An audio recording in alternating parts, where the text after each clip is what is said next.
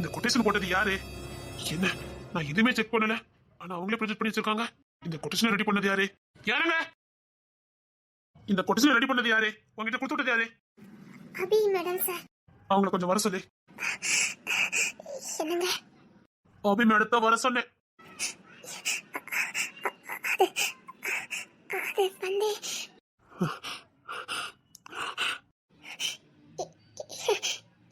என்னங்க? மேடம் வர சொல்லு. உங்ககிட்ட இனி நான் ஏமாறதுக்கு தயாரா இல்ல. என்னங்க? என்னங்க? அபி மேடத்தை சீக்கிரம் வர சொல்லு. நான் கூப்பிடுறது உங்களுக்கு கேக்குதா? வேண்டாண்டி, கொண்டாதீங்க, போ. ஒருத்தி துரோகம் பண்ணனு இன்னத்தை தேடி வந்த இல்ல, எனக்கு தேவைதான். உண்மையை நண்ப அலட்சியப்படுத்துறீங்களா? போங்கடே. என்ன? என்னங்க? எனக்கு டூட்டிட்டேன். 3 மணிக்கு டூட்டி முடிஞ்சிடும்ல. எனக்கு வீட்டுக்கு போகணும். நான் உங்ககிட்ட பேசணும். இனி அவசியம் இல்லாதது. நான் உங்ககிட்ட பேசணும். எனக்கு வேலை கிடக்கு, கிளம்பு. நான் உங்ககிட்ட பேசணும்னு சொல்றேன்ல. நீங்க பேசுறதுக்கு எதுவும் இல்ல. அத சாரி கேட்டல்ல. கிளம்புன்னு சொன்னேன். கஷ்டப்படுத்தாம போ. எனக்கு யாரையும் திட்டுற மனநிலை இல்ல. திட்டுறதுக்கு எனக்கு உரிமையும் இல்ல. ஏன் இப்படி பிரிச்சு பேசுறீங்க? நீதான் பிரிச்சு பேசிட்டு போன. உங்களுக்கு எனக்கு எதுவும் இல்ல, உங்களுக்கு வயசு அதிகம், அப்படி இப்படின்னு சொல்லிட்டு போன. நான் யாரையும் ஒதுக்கலமா? நான் யாரையும் வேண்டான்னு சொல்லல. அத சாரி கேட்டல்ல. என் பெத்தவங்க முன்னாடி வயசு வித்தியாசம் அப்படி இப்படின்னு என்ன தட்டி கழிச்சிட்டு போயிட்டு இப்ப என்ன மன்னிப்பு? கிளம்பு. அத சாரி கேட்டல்ல. சாரி வச்சு என்ன பண்ண முடியும்? கிளம்பு. உங்ககிட்ட நான் பேசணும். அபிமானத்தை வர சொல்லு. நான் உங்ககிட்ட ஒரே ஒரு வாட்டி பேசிட்டு போறேன்னு. இது என் டூட்டி டைம். கிளம்பு. 3 மணிக்கு நான் டூட்டி முடிஞ்ச வீட்டுக்கு போவேன். அப்ப மாதிரி என்கிட்ட பேசுவீங்களா? நீங்க பேசாம எனக்கு பைத்தியம் பிடிச்ச மாதிரி இருக்குது. மனசுலாம் வலிக்குது.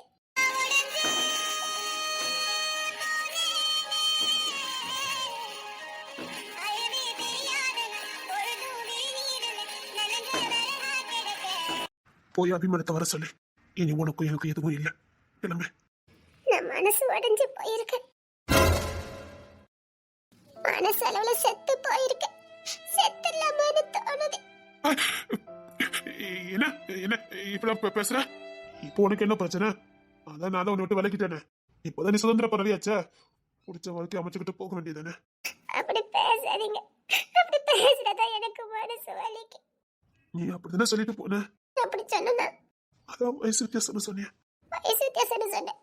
நான் அப்படி அமைச்சுக்கிடுவேன்னு சொன்னேன்னா இப்படி பேசி பேசி என்ன சாகடிச்சிட்டீங்கல்ல. நீதான் என்ன வேண்டான்னு சொன்ன. வேண்டான்னு சொன்னேன். ஆனா நான் அமைச்சுக்கிடுவேன்னு சொன்னா நான் உனக்கு வேற விருப்பம் இருக்குன்னு நினைச்சிட்டேன். இது மனசா இல்ல சாக்கடையா? மாத்தி மாத்தி யாருக்கிட்ட மனசை கொடுக்கறதுக்கு ஒரு திருப்பு கொடுத்ததுதான். ஏன் என்னையே நான் உங்ககிட்ட கொடுக்க துணியல? அது என் மேல உங்களுக்கு அப்ப நம்பிக்கை இல்லைன்னு அர்த்தம். நான் யாருக்காரையும் மனசு கொடுத்துருவேன்னு நம்பி இருக்கீங்க, அப்படித்தானே? அப்படி இல்ல, நீ அப்படி பேசுனல, அதான் நான் அப்படி நினைச்சேன். பரவாயில்ல, நீங்க அப்படி நினைச்சிட்டே இருங்க. ஆனா எனக்கு செத்துற போல இருக்கு. என்ன என்ன என்ன பேச்சு பேசுற? அறிவு இல்லாம பைத்தியமா நீ? கிறுக்கடி நீ. இன்னொரு வாட்டி அப்படி சொன்னா நானே கொண்டுறேன். ஆமா, இவன் சாகுறதுக்கு தான் நான் வாழ்ந்துட்டு இருக்கேன் பாரு. எனக்கு மனசே சரியில்லை. சரி சரி, அழாத. நீ அழுத எனக்கு கஷ்டமா இருக்கு. நீ அழாத அழாத. கண்ணுல கண்ணீரை பார்க்க முடியல. அழாதுன்னு சொல்றோம்ல. இல்ல, எனக்கு மனசே சரியில்லை. நானும் பார்த்துக்கிட்டே இருக்கேன். நீங்க ஒரு வாரமா என்கிட்ட பேசவே இல்லை. சரி அழாத, நான் பேசுறேன். நீ நல்லா இருக்கட்டும், சந்தோஷமா இருக்கட்டும் ஒதுங்கி போனேன். நீங்க பேசாம இருந்ததால நான் சாப்பிடவே இல்லை. சாப்பிடவே இல்லையா? பைத்தியமாடி நீ இருக்கி. சாப்பிடாம இருந்தால எவ்வளவு நாளா சாப்பிடல? நீங்க அன்னைக்கு பேசல, அதுக்கப்புறம் நான் சாப்பிடவே இல்லை. தினமும் நான் கொண்டுட்டே வரல, நீங்க பார்க்கல. கொண்டுட்டே வரலையா? நீ என்ன இப்படி பண்ணிருக்க? அதான் சொன்னேன், மனசே சரியில்லை, செத்துல போல இருந்தது. நீங்க பேசவே இல்லல்ல. சரி வா, கிளம்பு. எங்க சாப்பிடறதுக்கு வா. வேண்டாம், அதான் நீங்க என்ன பேச மாட்டீங்கல்ல. நான் இப்படியே எந்த செத்து போறேன். கொன்னுவேன். இன்னொரு வாட்டி இப்படி பேசுனேன்னா இல்ல, நான் செத்து போறேன். கொன்னுவேன். இந்த வாட்டி அந்த வார்த்தையை பேசுனேன் கொன்னுவேன். ஒன்னு எனக்கு கொடுக்க போறேன்னு சொன்ன சாக போறேன்னு சொல்லி என்ன ஏமாத்துற. அப்ப என்கிட்ட பேசுவீங்களா? பேசுவேன். பிடிக்கும்டி, உன்னை ரொம்ப பிடிக்கும்டி. சோகம் என்கிறேன், தாயாய் வருகிறார். உன்னை ரொம்ப பிடிக்கும்டி, ரொம்ப பிடிக்கும்டி. உசுரடி. எனக்கு ரொம்ப பிடிக்கும். நீங்க பேசாம இருந்தீங்களா? அப்பதான் எனக்கு செத்து போகணும் போல தோணுச்சு. அப்பதான் உங்களை எனக்கு எவ்வளவு பிடிச்சிருக்குன்னு எனக்கு தெரிஞ்சது. உங்களை விட்டு கொடுக்க முடியாதுன்னு தெரிஞ்சது. என்ன சொல்ற? ஆமா, உங்களை விட்டு கொடுக்கணும் தான் அப்படி பேசுனேன். சரி, இதுக்கப்புறம் இங்க பேச வேண்டாம். சாப்பிட்டு வெளியில எங்க போய் பேசலாம். வா கிளம்பு. நீங்க தான் என் மேல கோவமா இருப்பீங்கல்ல? அதெல்லாம் ஒண்ணு இல்ல. வா முத சாப்பிடணும். வா வாடி. கிரிக்கே சாப்பிடாம இருந்திருக்கா பாரு. வா. என்ன பேசுவீங்கல்ல? உன்கிட்ட மட்டும் கண்டி பேசுவேன். வா. அப்ப என் மேல கோவம் இல்லையா? கோவம் இல்ல, எனக்கு கிடைக்காம போயிட்டாலே அழுகையா வந்தது. அதான் இப்ப கிடைக்க போறல. வா வா, வெளியில போய் அப்படி பேசிட்டு போலாம். வா. கிரிக்கே இப்படி சாப்பிடாம இருப்பாங்க. ஃபர்ஸ்ட் இயர் எவ்வளவு காலம் சாப்பிட்டு தெரியுமா நீ? 4-5 நாள் ஆயிட்டுல சாப்பிட்டேன். ஏன் இப்படி பண்ணுன? இனிமேல் நீங்க என்கிட்ட பேச மாட்டீங்க. அதனால எனக்கு வாழ பிடிக்கல. அதான் அப்படி சாப்பிடாம செத்து போலான்னு நினைச்சேன். அதான் கடைசிக்கு ஒரு வாட்டி உங்ககிட்ட பேசணும்னு நினைச்சேன். இன்னைக்கு நான் பேசாம போயிருந்தா என்னத்துக்கிட்டே ஆயிருக்கும். ஏன் இப்படிலாம் பண்ற? இப்போ உங்களுக்கு என்ன பிடிச்சிருக்கா?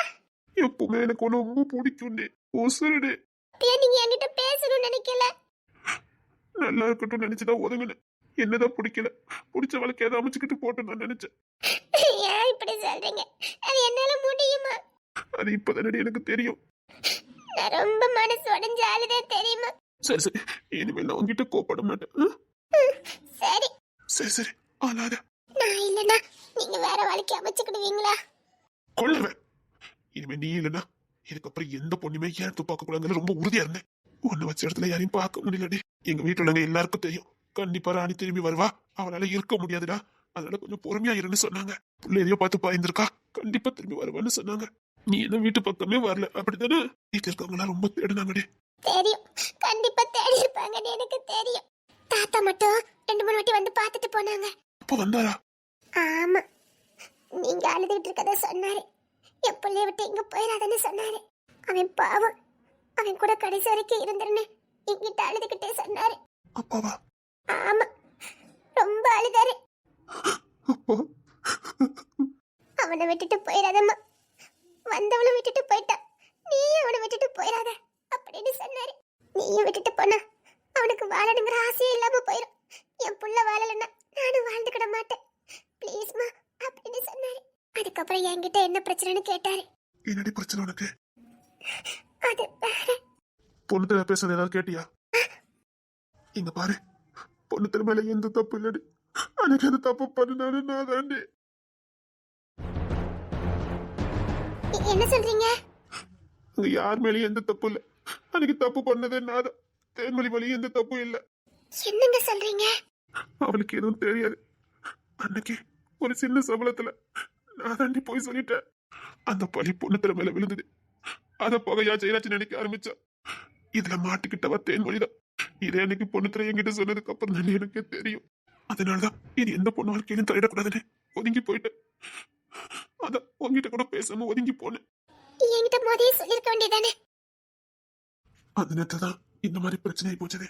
நீ வீட்டுக்கு வந்து கோபப்பட்டுட்டு அப்படியே போயிட்ட. நான் அன்னைக்கு உங்ககிட்ட சொல்லணும்னு தான் நினைச்சேன். நீ சண்டை போட்ட அன்னைக்கு கடற்கரை பேசிட்டு இருந்தோமே, அப்ப பொண்ணு வந்த ஞாபகம் இருக்கா? ஆமா. அப்பதான் அவன் விஷயத்த வந்து என்கிட்ட சொன்னான். புரிஞ்சது, என்கிட்ட கிளியர் பண்ணான். இதை எங்க யார் மேலேயுமே தப்புன்னு சொல்ல முடியாது. நாங்க யாரோ ஏதோ பண்ண போகி அது ஒரு குழப்பத்துல வந்து முடிஞ்சிருக்கு. ஆனா அன்னைக்கு நான் ஒரு சின்ன சம்பளத்தினாலதான் அந்த பொய் ஊர்ஜகமா இருக்குது. அது ஏன் தப்புன்னு சொல்ல முடியாது. அந்த நேரம் அப்படி இருந்தது. சரி, முடிஞ்ச போனதை பத்தியுமே பேச வேண்டாம். அது சரி, நீ எண்ணி பட்டினியாவே கிடந்த. இனிமேல் ஏதாவது பிரச்சனை சாப்பிடாம இருந்தா கொன்ன போட்டுருவேன். என்னங்க? என்ன? உங்க தோல்ல சாஞ்சுக்கிட்டேன். உனக்கு இல்லாத உரிமையோட உங்க அரவணைப்பு பாசமும் இல்லாம இந்த உலகமே எனக்கு பிடிக்காம போயிட்டது. நான் ரொம்ப மிஸ் பண்ணினேன். எனக்கு உண்மையான பாசமும் இந்த அக்கறையும் உங்ககிட்ட இருந்து மட்டும் தான் கிடைச்சிருக்குன்னு அப்பதான் நான் உணர்ந்தேன். உலகமே இருள அந்த மாதிரி இருந்தது. ரொம்ப பயந்துட்டேன். சரி சரி, ஒண்ணுல நிஜமாவே யாரை பார்த்தாலும் எனக்கு பயமா இருந்தது. யாராவது பக்கத்துல நெருங்கி வந்தாலே பயமா இருந்தது. அப்பதான் உணர்ந்தேன் உங்க பாதுகாப்புல நான் எவ்வளவு சுகமா வாழ்ந்திருக்கேன்னு. நீங்க எனக்கு பின்னாடி இருக்கிறதுனால எவ்வளவு பாதுகாப்பா இருந்திருக்கேன்னு அப்போ உணர்ந்தேன். என்னங்க, என்னம்மா? நான் உங்களை விட்டு போறேன்னு சொன்னாலும் என்னை விட்டுட்டு போக மாட்டீங்களா? சரிடி, அவனை விட நான் ஒரு நாளும் போக மாட்டேன். எனக்கு உங்க தோழி எப்பவும் வேணும். உங்க பாதுகாப்பு எனக்கு வேணும். உங்க பாசம் வேணும். என் பாசம் என் காதலி எல்லாம் ஒத்திக்குதாண்டி. எனக்கு நீங்க வேணும். எனக்கு நீங்க வேணும்னு சொன்னேன். என்னடி சொல்ற? எனக்கு வேணும். என்ன சொல்லிக்கிட்டு இருக்க? வேணும்னு சொன்னேன். என்ன எமோஷனலா இருக்க? அதான் இப்படி பேசுற? இல்ல, இந்த 5 நாளாவே நான் அதை தான் நினைச்சிட்டு இருந்தேன். வேணும்னு சொல்றேன்ல. சும்மா இருடி. அதெல்லாம் முடியாது. அப்புறம் எக்கத்து போயிரும். சும்மா இரு. பரவாயில்ல. பரவாயில்லையா? ஆமா, பரவாயில்ல. ஏய், என்னன்னு? அதெல்லாம் முடியாது.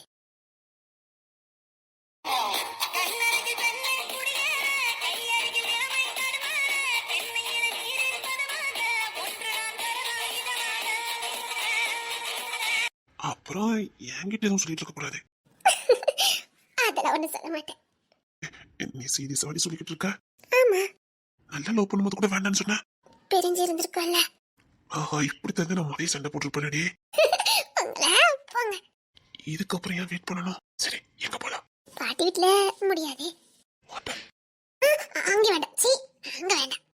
அப்ப எங்க தாண்டி போவ? எங்க வீட்டுக்கு. உங்க வீட்டுக்கா? குடிசதா, ஆனா நிம்மதியா இருக்கும். அது பிரச்சனை இல்ல. உங்க வீட்டுல ஆட்கள் இருக்குமே. பழைய வீட்டுல யாரும் இருக்க மாட்டாங்க. அப்ப என்ன, போமா? சரி, சீக்கிரமா போலாம். சரி சரி, போவேன். ஸ்வீட் எல்லாம் வாங்கிட்டு போலாம். சரி. அதுக்கு முன்னாடி உனக்கு சூப்பரா சேலை எல்லாம் வாங்கிட்டு போலாம். வீட்டுல தேட ஆரம்பிப்பாங்க. போனை போட்டு டூட்டி விஷயமா வெளியில போய் சொல்லிட்டு வந்துடுறேன். சரி. இது எனக்கு தானே சந்தோஷமா இருக்கு. ஐயோ, சரி, எதுக்கு நேரத்தை கட்ட போலாம். இருடே. ஐயோ, இது வெக்கத்துல போங்கன்னு சொன்னேன். சப்பா, நான் கூட பயந்துட்டேன். மாற மாட்டியா? போங்கல. இருக்கட்டும், எதுக்கும் அங்க போய் பாத்துக்கலாம். அதுக்கு முன்னாடி ஒரு ஒத்திகை பாத்துருவோன்னு. கொன்னுருவேன். இல்லடி, ஒண்ணு கொடுத்துருதாண்டி. அது வந்து ஏன் ஒன்னே அது வந்து வேண்டாம். இங்க யாராவது பாப்பாங்க. இங்க இங்க வந்து யாராவது பாக்காங்க. அது வந்து இங்க யாரும் இல்ல. ஒண்ணு இது கனவா நிஜமாடி? நான் கேட்கறதுலாம் சரின்னு சொல்லிக்கிட்டு இருக்க. முன்னால ஓட அடிப்ப. அதான் சொன்னேன். அதெல்லாம் இன்னும் அப்படித்தான். அப்படியா? ஆமா. கொடுக்கட்டா? கேட்டுக்கிட்டே இருக்கீங்க. நீ ரொம்ப பாஸ்ட் தாண்டி. அடப்பாவி, இந்த அளவுக்கு மாதிரி வந்திருக்க. இதுக்கப்புறம் கொடுக்காம இருந்தா அவ்வளவுதான். நீ என்ன சோப்பலாங்கி நினைச்சிடறேன். அதனால அப்பதான் தெரியுமே. அதெல்லாம் ஒண்ணு வேண்டாம். முடியாதுடி. எந்தவென்று சொல்வரம்மா இந்த பூலோகம் பாராத தேனா.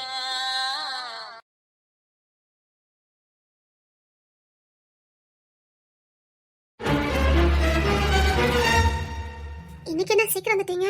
உன் ஞாபகமா இருந்தது. சரி, நீ வேற போகும்போதெல்லாம் சீக்கிரம் வாங்க. அதான்.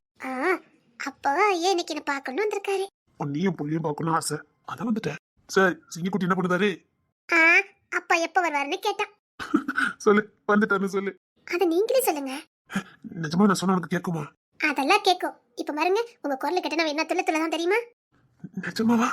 ஆமா. எனக்கு அவங்கள பையன் தாண்டி வேணும். அது என்ன அப்படி? இல்ல, தினேஷ் மாமா அவர் பையன் மேல வச்சிருக்க பாசத்தை நான் பாப்பேன். அந்த பையன்கள் இல்ல, அவ்வளவு பாசமா இருப்பானுங்க. தெளிப்பனும் அவங்க அப்பாவை தெய்வமா பாப்பானுங்க.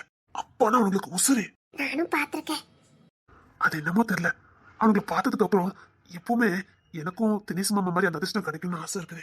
தினேஷ் மாமா ரொம்ப அதிர்ஷ்டக்காரர்ல. அந்த அதிர்ஷ்டத்துக்கு பின்னாடி அவர் தியாகம் இருக்குது. என்ன சொல்ற?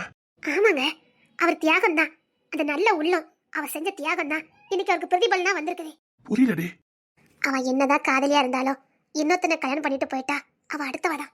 அப்படி போனதுக்கு அப்புறம் அந்த பொண்ணு ஏதோ சொல்லல எல்லாத்தையும் இழந்துட்டு கைப்பிள்ளையோட தெரியல நின்னப்போ எதையுமே எதிர்பார்க்காம தன்னை பத்தி என்ன எல்லாரும் நினைப்பாங்கன்னு உலகத்தை பத்தி நினைக்காம தான் காதலி தான் மனைவி அவ பாதுகாப்பு அவ எதிர்காலம் அவ பிள்ளைங்க எதிர்காலம் தான் முக்கியம் நினைச்சு தன்னையே தியாகம் பண்ணார்ல. அப்படி வாழ்க்கை கொடுக்கதும் பெரிய விஷயம் இல்ல. ஆனா அதுக்கப்புறம் எந்த ஒரு சூழ்நிலையும் நான் உனக்கு வாழ்க்கை கொடுத்தேன் நான் உனக்கு வாழ்க்கை கொடுத்தேன்னு எந்த இடத்துலயும் தினேஷ் மாமா சொல்லல. தமிழத்தைக்கு பிறந்த பிள்ளைங்கள தான் பிள்ளைங்களா நினைச்சாரு. ஏன்னா தன் மனைவி தந்து பிறந்த பிள்ளைங்க தான் பிள்ளைங்க தான் நினைச்சாரு. அப்ப அந்த அளவுக்கு அவர் மனைவியை நேசிச்சிருக்காரு. அவர் காதல் உண்மை. அதனாலதான் தமிழத்தை வேற அவங்க பிள்ளைங்க வேறன்னு அவருக்கு வேறுபிரிச்சு பார்க்க தெரியல. தாரத்தமா நினைக்கவே ஆரம்பிச்சுட்டாரு. அந்த அளவுக்கு அவர் காதல் ஆத்மாத்மானதே, அவர் காதல் உண்மையானதே. அந்த உண்மை காதலுக்கு கிடைச்ச பரிசுதான் இந்த பசங்க. அந்த பசங்க வளர்ந்ததுக்கு அப்புறம் தன் நிலைமை அவங்களுக்கு நல்லா புரியுது. தான் அப்பா தனக்காக எவ்வளவு பெரிய தியாகத்தை பண்ணிருக்காருன்னு தான் அம்மாவை எந்த அளவுக்கு பாத்துருக்காருன்னு அந்த பசங்களுக்கு புரியுதே. சொல்ல போனா அன்பரசி விட அந்த பசங்க எதிர்காலத்தை தான் அவர் ரொம்ப உன்னிப்பா கவனமா கவனிச்சாரு. அந்த உண்மையான அன்பு எல்லா குழந்தைங்களுக்கும் புரியுங்க. எது உண்மை பாசம் எது நடிப்பு எல்லாமே குழந்தைங்களுக்கு தெரியும். அவர் காட்டினது உண்மையான பாசம் அது அந்த பசங்களுக்கு புரிஞ்சுது. அவரு அன்பரசிய கூட பெருசா எடுத்துக்க மாட்டாரு. ஏன்னா அவங்களுக்கு அண்ணன்மார் இருக்கானுங்க, நிச்சயமா பாத்துக்கிட்டானுங்க. இந்த பசங்களை மட்டும் கையெழுத்து விட்டுட்டானா அப்புறம் அன்பரசிய அவனுக்கு பாத்துக்கிடுவானுங்கிற நம்பிக்கை அவருக்கு இருந்தது. அது உண்மை காதலுக்கு கிடைச்ச பரிசுங்க. இதுல ஆம்பளை பிள்ளை பொம்பளை பிள்ளை எல்லாம் இல்ல. இல்லடி, இங்க பாரு, மீனாக்காவுக்கு 3 பொண்ணுங்க தான். எப்படி எல்லாம் வளர்த்தோம் எப்படி எல்லாம் பாத்துக்கிட்டோம். கடைசியா அந்த பிள்ளைங்க முதுகுல குத்திட்டு போகல. அப்படி பார்த்தா நேரத்துல பசங்க கூட துரோகம் பண்ணுவாங்க. ஏதோ ஒரு இடத்துல ஏதோ ஒரு பிள்ளைங்க தப்பு பண்ணுச்சுன்னா அது எல்லா பிள்ளைங்களும் அப்படி நினைக்க கூடாதுங்க. எனக்கு என்னமோ இப்ப பொம்பளை பிள்ளைங்கன்னா ரொம்ப பயமா இருக்குடே. எனக்கு ஆம்பளை பையனை பெத்து கொடுத்துருடே. டேய் சிங்கக்குட்டி, நீ ஆம்பளை பிள்ளை தானேடா? டேய் சிங்கக்குட்டி, நீ ஆம்பளை பிள்ளை தானேடா? என்னங்க ஆம்பளை பையன் தானே, விடு. அப்படி ஏற்கனவே ஒரு பொண்ணு இருக்கு, போதும். 2வது ஆம்பளை பையன் தான். இவங்க இப்படி நினைச்சுக்கிட்டு இருக்காங்களே, இவங்களுக்கு நான் எப்படி சொல்லி புரிய வைக்க? என்னங்க என்னடே இப்படி ஒரு எண்ணம் உங்களுக்கு வேண்டாம? நான் பார்த்த வரைக்கும் அப்படிதானே இருக்குது. அதான் எனக்கும் பயமா இருக்கு. நாளைக்கு என் பிள்ளை என்ன ஏமாத்திட்டு போயிட்டானா நான் எப்படியும் என் புள்ள மேல கொள்ள பாசம் வைப்பேன். அது நாளைக்கு என்ன ஏமாத்திட்டு போயிட்டா எங்க பாரு, சதீசு மாமா தாங்கிக்கிட்டாரு. சத்தியமா நான் தாங்கிக்கிட மாட்டேன், என்னன்னு தாங்கிக்கிட மாட்டான். உனக்கு ஒண்ணு தெரியுமா, மீனக்க முகம் ஓடி போற அன்னைக்கு ஒன்னுத்துல சாகவே போயிட்டான் தெரியுமா? அவன் அப்படி பித்து பிடிச்ச மாதிரி உட்கார்ந்துருந்தான். அவனால அதை ஏத்துக்கவே முடியல.